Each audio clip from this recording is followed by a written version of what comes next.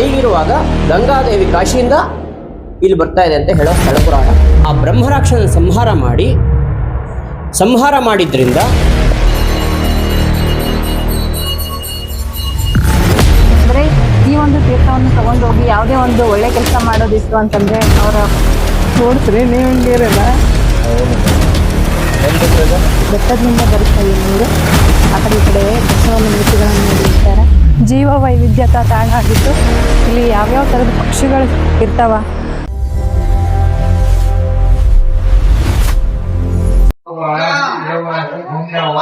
ಕೋಲಾರದಲ್ಲಿ ಟಿಫನ್ ಮಾಡಿದೀವಿ ನೋಡ್ರಿ. ಬೆಳಗ್ಗೆ 9:30 ಆಗ್ಯದ. ಸೆಟ್ ದೋಸೆ ತಗೊಂಡಿದೀನಿ. ಅವ್ರು ಇಡ್ಲಿ ತಗೊಂಡು ಇವಾಗ ಚಿತ್ರಾನ್ನ ತಗೊಂಡು ನೆಕ್ಸ್ಟ್ ಪ್ಲೇಸಿಗೆ ಹೋಗ್ಬೇಕು. ಸ್ವಲ್ಪ ಬ್ರೇಕ್ ತಗೊಂಡು ಟಿಫನ್ ಮಾಡಾಕತ್ತೀವಿ. ನೆಕ್ಸ್ಟ್ ಅಂತರ್ಗಂಗೆಗೆ ಹೋಗ್ಬೇಕು. ವಿಡಿಯೋ ನೋಡ್ರಿ.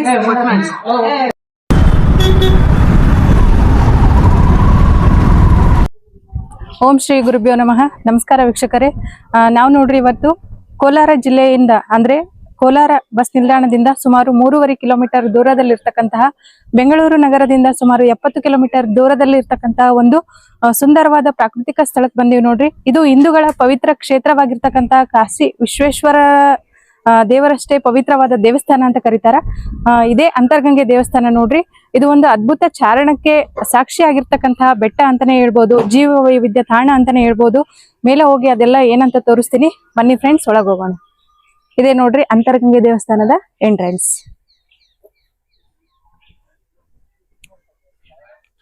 ನೋಡ್ರಿ ಇದು ಸ್ವಲ್ಪ ಬೆಟ್ಟ ಹತ್ಕೊಂಡು ಹೋಗ್ಬೇಕು. ಸುತ್ತಮುತ್ತ ಗಿಡಗಳು, ಬೆಟ್ಟ, ಆಮೇಲೆ ಹಚ್ಚ ಹಸಿರಿನಿಂದ ಕೂಡಿರ್ತಕ್ಕಂತ ಒಂದು ಸ್ಥಳ ನೋಡ್ರಿ. ಎಷ್ಟು ನೋಡಕ್ ಒಂಥರ ಚೆನ್ನಾಗ್ ಅನಿಸ್ತದ ನೋಡ್ರಿ. ಟ್ರೆಕ್ಕಿಂಗ್ ಮಾಡೋರು ಬರ್ಬೋದು ಇಲ್ಲಿ. ತುಂಬಾ ಸುಂದರವಾದ ಸ್ಥಳ. ಅಷ್ಟೇ ಪ್ರಾಣಿಗಳ ಕಾಟನೂ ಅದ. ಯಾಕಂದ್ರೆ ಇಲ್ಲಿ ಮಂಗಗಳು ಜಾಸ್ತಿ ಅವ. ಫಾರೆಸ್ಟ್ ಅಂದ್ಮೇಲೆ ಎಲ್ಲ ಪ್ರಾಣಿಗಳು ಇರೋದೆ. ನಾವು ಹುಷಾರಾಗಿ ನೋಡ್ಕೊಂಡು ಹೋಗ್ಬೇಕು ನೋಡ್ರಿ. ಬೆಟ್ಟದ ಮೇಲೆ ಮಂಗಗಳು ಯಾವ ತರ ಅದಾವ ಅಂತ. ಕೋತಿಗಳ ಕಾಟ ಜಾಸ್ತಿ ಅದ ನೋಡ್ರಿ ಇಲ್ಲಿ. ಫೋನು, ಕ್ಯಾಮ್ರಾ, ಬ್ಯಾಗ್ ಎಲ್ಲ ಹುಷಾರಾಗಿರ್ಬೇಕು. ನೋಡ್ರಿ ಎಷ್ಟದ ಇನ್ನ ನೋಡ್ರಿ ಯಾವ ತರದ ವ್ಯೂ ಪಾಯಿಂಟ್. ಈ ತರದ ನೋಡ್ರಿ ದಟ್ಟ ಅರಣ್ಯ ಮಧ್ಯದಲ್ಲಿ ಅಂತರ್ಗಂಗೆ ಹರಿತಳ. ಇಲ್ಲಿ ಹಿಂದೂಗಳ ಪವಿತ್ರ ಸ್ಥಾನ ಆಗಿರ್ತಕ್ಕಂಥ ವಿಶ್ವೇಶ್ವರಯ್ಯಗೂ ಇಲ್ಲಿಗೂ ಲಿಂಕ್ ಅದ ಅಂತ ಹೇಳ್ತಾರ. ಇನ್ನು ಮ್ಯಾಲ ಬೆಟ್ಟ ಹತ್ತಿ ಏನಾದಂತ ತೋರಿಸ್ತೀವಿ ಬನ್ನಿ ಹೋಗೋಣ. ಇದು ಒಂದು ಜೀವ ವೈವಿಧ್ಯತಾ ತಾಣ ಆಗಿದ್ದು ಇಲ್ಲಿ ಯಾವ್ಯಾವ ತರದ ಪಕ್ಷಿಗಳು ಇರ್ತಾವ, ಆಮೇಲೆ ಯಾವ್ಯಾವ ಪ್ರಾಣಿಗಳದಾವ ಅನ್ನೋದನ್ನ ಅಲ್ಲಲ್ಲಿ ಬೋರ್ಡ್ ಹಾಕ್ಯಾರ ನೋಡ್ರಿ. ಯಾವ್ಯಾವ ಕಡೆ ಯಾವ್ಯಾವ ಪ್ರಾಣಿ ಪಕ್ಷಿಗಳದಾವ ಅನ್ನೋದು ಗೊತ್ತಾಗುತ್ತ. ಆಮೇಲೆ ಪ್ರಾಣಿಗಳ ಸಂರಕ್ಷಣೆ ಬಗ್ಗೆ ಕೆಲವೊಂದು ಒಳ್ಳೊಳ್ಳೆ ಥಾಟ್ಸ್ ಬರ್ದಾರ. ಬಹಳ ಇಷ್ಟ ಆಯ್ತು. ಬನ್ನಿ ಇನ್ನು ಮೇಲೆ ನೋಡೋಣ. ನೋಡ್ರಿ ಸುಮಾರೊಂದು 200-250 ಸ್ಟೆಪ್ ಹತ್ತಿ ಬಂದ್ವೇನು. ಇನ್ನೂ ಒಂದು 100 ಸ್ಟೆಪ್ಸ್ ಇರ್ಬೋದು. ದೇವಸ್ಥಾನ ಹತ್ರ ಕಾಣಿಸಕತ್ತದ. ನೋಡೋಣ ಬರ್ರಿ. ಈ ತರ ಅದ ನೋಡ್ರಿ ಲೊಕೇಶನ್. ಟ್ರೆಕ್ಕಿಂಗ್ ಮಾಡ್ಬೇಕು ಸ್ವಲ್ಪ. ಹೆಂಗ ಅನ್ಸಕತ್ತದ್ರಿ ಟ್ರೆಕ್ಕಿಂಗ್? ದೇಹಾದ್ಯಂತ ಸಹಿಸಲಾಗದ ಮರಣ ಸಂಕಟ. ಟಿಫನ್ ಮಾಡಿ ಬೆಳಗ್ಗೆ ಮಾಡಿದ ತಕ್ಷಣ ಬೆಟ್ಟ ಹತ್ತಕತ್ತೀವ್ರಿ. ಆಯಾಸ ಆಗತ್ತದ ಸ್ವಲ್ಪ. ಈವ್ನಿಂಗ್ ಬರ್ಬೇಕು ಚೆನ್ನಾಗಿರ್ತ, ಇಲ್ಲ ಮಾರ್ನಿಂಗ್ ಬರ್ಬೇಕು. ಇಲ್ಲಿ ಕೋಲಾರ ಡಿಸ್ಟಿಕ್ನಾಗ ಇಂಥವು ಹಲವಾರು ಬೆಟ್ಟಗಳದಾವ. ಇನ್ನ ಬಹಳ ಬ್ಯೂಟಿಫುಲ್ ಪ್ಲೇಸ್ ಅದಾವ. ಇಷ್ಟು ಚೆನ್ನಾಗಿರ್ತಾವ ಪ್ಲೇಸ್ ಅಂತ ಅನ್ಕೊಂಡಿರ್ಲಿಲ್ಲ. ನೋಡೋಣ, ಇನ್ನು ತೋರಿಸ್ತೀನಿ ಹಲವಾರು ವಿಡಿಯೋಗಳನ್ನ. ಚೆನ್ನಾಗದ ನೋಡ್ರಿ. ಇದು ಟ್ರೆಕ್ಕಿಂಗ್ ಮಾಡ್ಬೇಕು ನೋಡಿ ಫ್ರೆಂಡ್ಸ್. ಟೋಟಲ್ ಆಗಿ 226 ಮೆಟ್ಲುಗಳನ್ನ ಹತ್ತಿ ನಾವು ಅಂತರ್ಗಂಗೆ ದೇವಸ್ಥಾನಕ್ಕೆ ಬಂದಿವಿ. ಇವಾಗ ದೇವಸ್ಥಾನದ ಎಂಟ್ರೆನ್ಸ್ ಇದ್ದೀನಿ ನಾನು. ಒಳಗಡೆ ಹೋಗ್ಬೇಕು. ನೋಡ್ರಿ ಮರ್ತಿ ಹೆಂಗ್ ಕುಂತಾನ ಪಕ್ಕದಲ್ಲಿ.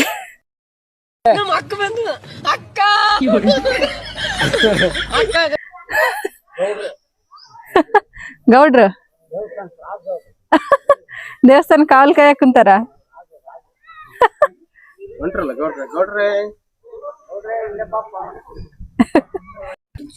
ಇದೇ ನೋಡಿ ಅಂತರ್ಗಂಗೆ ದೇವಸ್ಥಾನದಲ್ಲಿ ಒಳಗಡೆಯಿಂದ ಬರ್ತಕ್ಕಂಥದ್ ನೀರು. ಅಂತರ್ ಅಂದ್ರೆ ಒಳಗೆಯಿಂದ ನೀರ್ ಬರುತ್ತೆ ನೋಡ್ರಿ.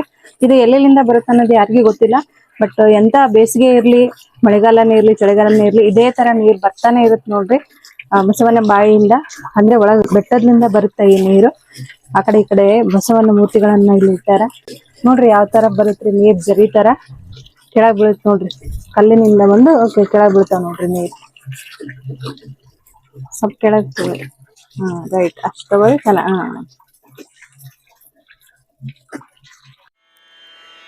ರೇಣು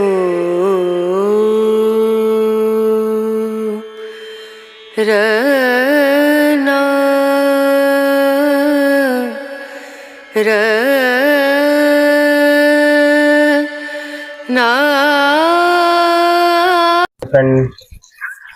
ನಮ್ ಶ್ರೀಮತಿ ನೋಡ್ರಿ ನೋಡ್ಸ್ರಿ ನೀವ್ ಹಂಗಿರಲ್ಲ.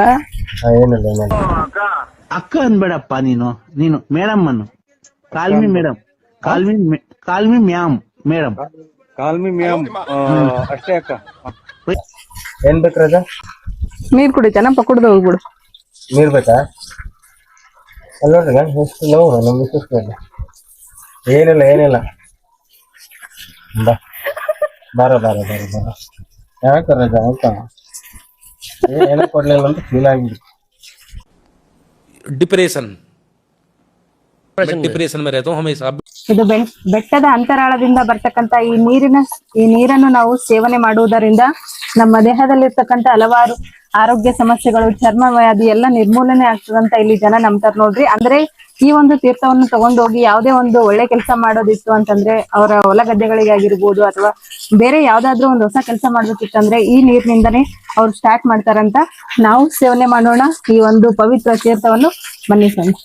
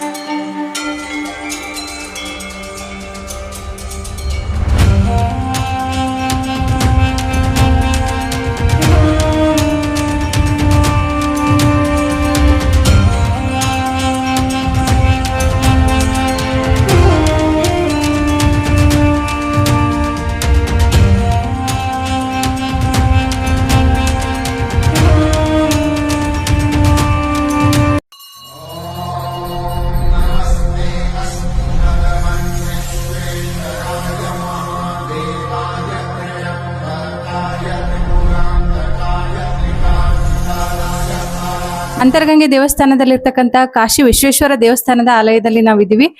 ಈ ದೇವಸ್ಥಾನದ ಹಿನ್ನೆಲೆ, ಈ ದೇವಸ್ಥಾನದ ಚಾರಿತ್ರ್ಯ ಏನು ಅನ್ನೋದನ್ನ ಇಲ್ಲಿ ಅರ್ಚಕರಿಂದನೇ ನಾವು ತಿಳಿದುಕೊಳ್ಳೋಣ. ಬನ್ನಿ ಸ್ನೇಹಿತರೆ. ಅರ್ಚಕರೇ ನಮಸ್ಕಾರ. ಈ ದೇವಸ್ಥಾನದ ಬಗ್ಗೆ ನಮ್ಮ ವೀಕ್ಷಕರಿಗೆ ಒಂದೆರಡು ಮಾಹಿತಿ ಹೇಳ್ಬೇಕು ತಾವು.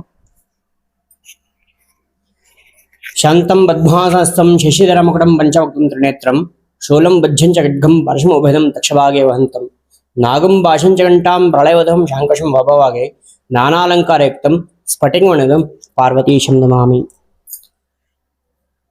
ಇದು ಕಾಶಿ ವಿಶ್ವೇಶ್ವರ ದೇವಸ್ಥಾನ, ಅಂತರಗಂಗೆ, ಕೋಲಾರ ಜಿಲ್ಲೆ, ಕೋಲಾರ ತಾಲೂಕು. ನನ್ನ ಹೆಸರು ಸತ್ಯಸೋಮಶೇಖರ ದೀಕ್ಷಿತ್, ದೇವಸ್ಥಾನದ ಅರ್ಚಕರು.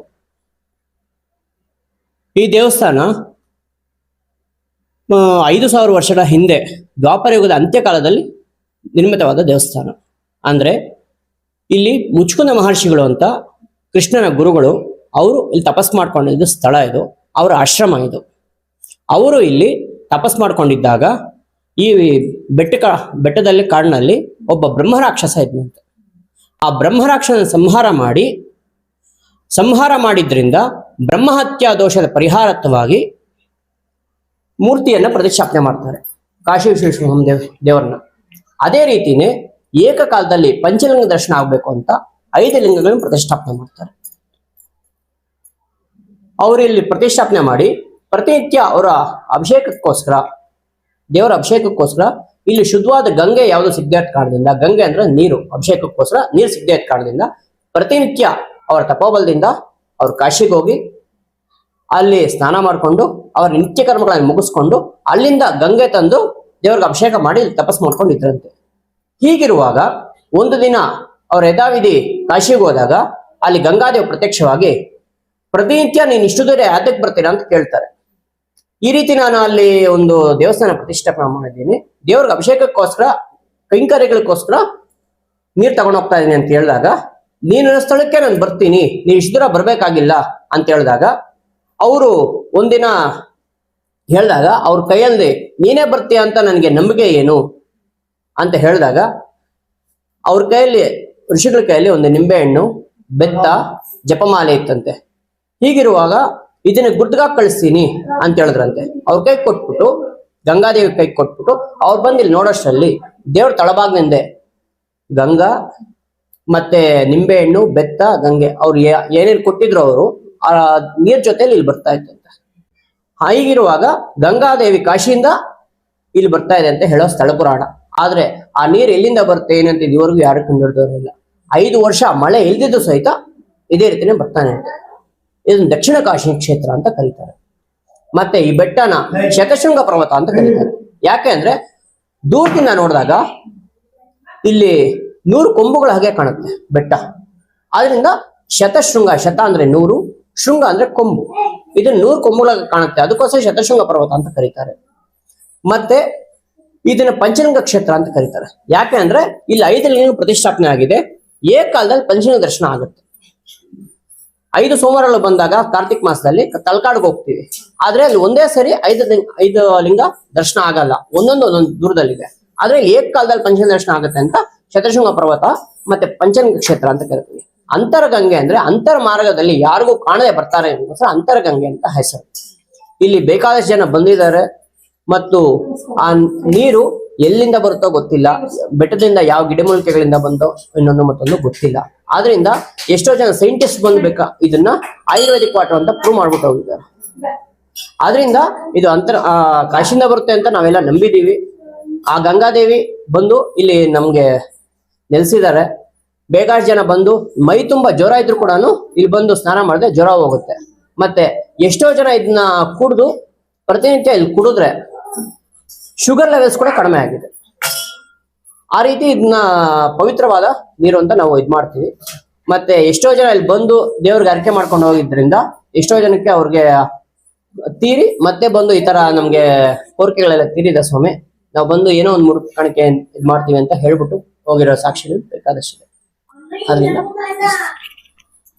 ಧನ್ಯವಾದಗಳು ಅರ್ಚಕರೇ, ಮಾಹಿತಿ ತಿಳಿಸಿದರು. ನಮಸ್ಕಾರ. ನೋಡಿದ್ರಲ್ಲ ವೀಕ್ಷಕರೇ, ದಕ್ಷಿಣ ಕಾಶಿ ಎಂದೇ ಪ್ರಖ್ಯಾತಿಗೊಂಡಿರ್ತಕ್ಕಂಥ ಅಂತರ್ಗಂಗೆ ದೇವಸ್ಥಾನದಲ್ಲಿ ಸಾಕ್ಷಾತ್ ಕಾಶಿ ವಿಶ್ವನಾಥನ ದೇವಸ್ಥಾನದಿಂದ ಈಗ ಅಂತರ್ಗಂಗೆ ಹರಿದು ಬರ್ತಾಳೆ ಎನ್ನುವುದು ಇಲ್ಲಿ ಜನರ ನಂಬಿಕೆ ಆಗಿರುತ್ತೆ. ಏಕಕಾಲದಲ್ಲಿ ಪಂಚಲಿಂಗಗಳನ್ನು ದರ್ಶನ ಮಾಡ್ತಕ್ಕಂಥ ಈ ಒಂದು ಅದ್ಭುತ ಐತಿಹಾಸಿಕ ದೇವಾಲಯ ತಮ್ಮೆಲ್ಲರಿಗೂ ಇಷ್ಟ ಆಗಿದೆ ಅಂತ ಅನ್ಕೊಂತೀನಿ. ಈ ವಿಡಿಯೋ ಇಷ್ಟ ಆಗಿತ್ತು ಅಂತಂದ್ರೆ ಯಾರೆಲ್ಲ ನನ್ನ ಚಾನಲ್ನ ಹೊಸದಾಗಿ ನೋಡ್ಬೇಕಿರಲ್ರಿ, ಸಬ್ಸ್ಕ್ರೈಬ್ ಮಾಡ್ರಿ, ಲೈಕ್ ಮಾಡ್ರಿ, ಶೇರ್ ಮಾಡ್ರಿ. ಅದೇ ತರ ಈ ಒಂದು ಅಂತರ್ಗಂಗೆ ಬಗ್ಗೆ ನಿಮ್ಮ ಅನಿಸಿಕೆಯನ್ನು ಕಮೆಂಟ್ ಬಾಕ್ಸ್ ಅಲ್ಲಿ ತಿಳಿಸೋದನ್ನು ಮಾತ್ರ ಮರಿಬೇಡ್ರಿ. ಈ ಒಂದು ಪ್ರಕೃತಿಯ ಮಡಿಲಿನಲ್ಲಿರ್ತಕ್ಕಂಥ ಅದ್ಭುತವಾಗಿರ್ತಕ್ಕಂಥ ಜೀವ ವೈವಿಧ್ಯತೆಯ ತಾಣಕ್ಕೆ ತಾವೆಲ್ಲರೂ ಒಂದ್ಸಲ ಮೋಸ್ಟ್ ವಿಸಿಟ್ ಮಾಡ್ಲೇಬೇಕು ಅಂತ ಹೇಳ್ತೀನಿ. ನೋಡ್ರಿ, ನೋಡ್ಬೋದು ಸುತ್ತಮುತ್ತ ಎಷ್ಟು ಪ್ರಾಣಿ ಪಕ್ಷಿಗಳು ಇಲ್ಲಿ ಅದಾವಂತ. ಸುಂದರವಾಗಿರ್ತಕ್ಕಂಥ ದೇವಸ್ಥಾನ ನೋಡ್ರಿ. ಕೋಲಾರದ ಮತ್ತೊಂದು ವಿಡಿಯೋದೊಂದಿಗೆ ಭೇಟಿ ಆಗ್ತೀನಿ. ಧನ್ಯವಾದಗಳು ವೀಕ್ಷಕರು. ಮತ್ತೆ ಭೇಟಿಯಾಗೋಣ. ನಮಸ್ಕಾರ.